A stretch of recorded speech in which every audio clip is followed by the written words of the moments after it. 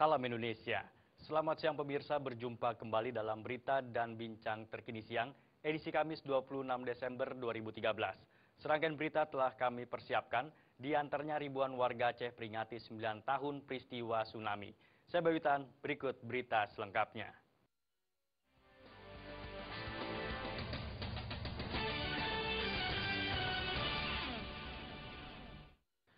Pemirsa, di saat sedang asik pesta sabu-sabu dan ganja, dua supir sebuah perusahaan ekspedisi ditangkap petugas Satuan Reserse Narkoba Polresta Bandar Lampung.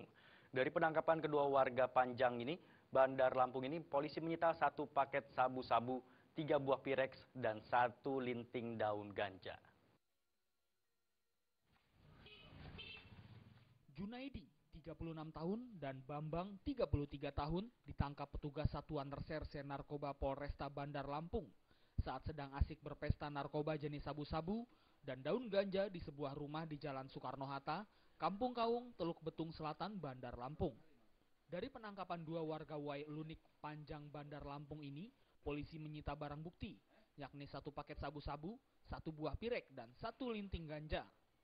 Barang bukti tersebut kini telah diserahkan ke Badan Narkotika Nasional Provinsi Lampung. Penangkapan dua pria yang berprofesi sebagai supir truk perusahaan ekspedisi ini berdasarkan informasi masyarakat yang melaporkan adanya sebuah rumah di Kampung Kaung, Teluk Betung Selatan yang sering dijadikan tempat pesta narkoba.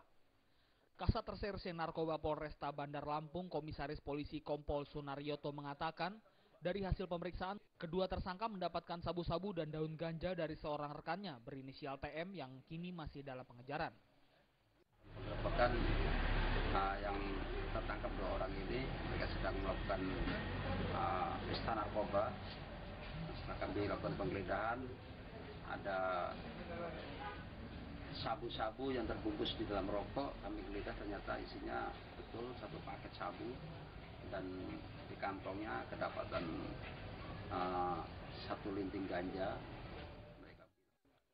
Atas perbuatannya, kedua tersangka dijerat dengan pasal 114 subsidiar pasal 112 dan 111 Undang-Undang RI nomor 35 tahun 2009 tentang narkotika dengan ancaman hukuman penjara minimal 5 tahun kurungan penjara.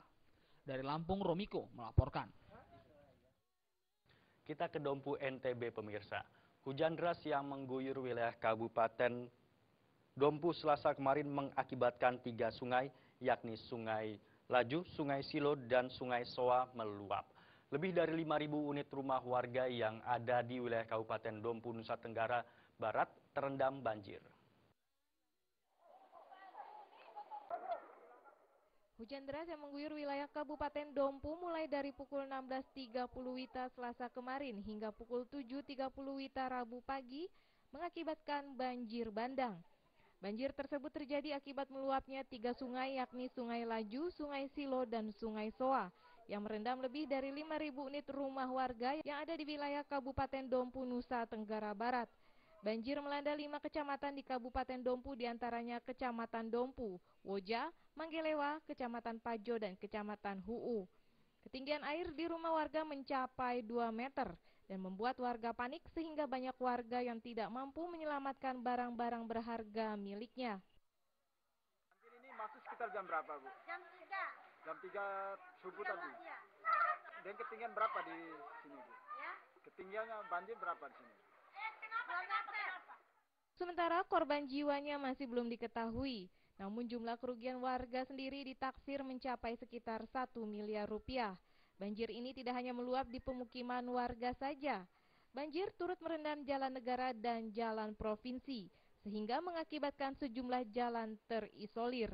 Dari Dompu, Nusa Tenggara Barat, Aminullah melaporkan. Sementara itu di Makassar, banjir yang merendam ratusan rumah di kawasan Swadaya, Kecamatan Manggala, Makassar makin meluas. Warga yang terkena dampak banjir kini mulai mengungsi di sebuah masjid yang tak jauh dari lokasi banjir. Hujan yang mengguyur kota Makassar selama beberapa hari ini menyebabkan banjir, di mana banjir makin meluas, merendam ratusan rumah di kawasan Swadaya, Kecamatan Manggala, Makassar, Sulawesi Selatan. Akibat banjir yang makin meluas dan tingginya genangan air yang menggenangi kawasan tersebut, membuat warga yang terkena dampak banjir kini mulai mengungsi. Saat ini warga Dusun Swadaya menempati Masjid At-Thayyibah yang lokasinya tak jauh dari lokasi banjir. Ini di lorong 2 bukan di sana. Lorong 2 sudah tergenang juga ya? Tergenang mau hampir 1 meter setengah. Hampir 1,5 meter. Oh, bagaimana ketinggian air belakang? Sampai paha Haji. Sampai Pak Haji, tapi sudah masuk rumah ya? Iya. Oh. Tercatat 270 keluarga korban banjir yang mengungsi. Jika hujan terus mengguyur kota Makassar, diperkirakan air akan makin tinggi.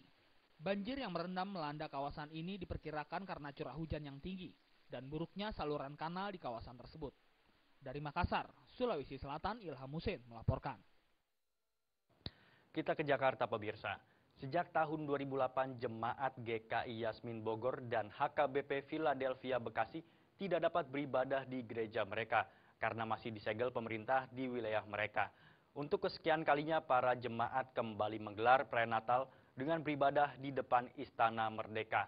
Ibadah ini juga untuk menuntut Presiden SBY segera menyelesaikan kasus sengketa gereja yang terjadi selama ini.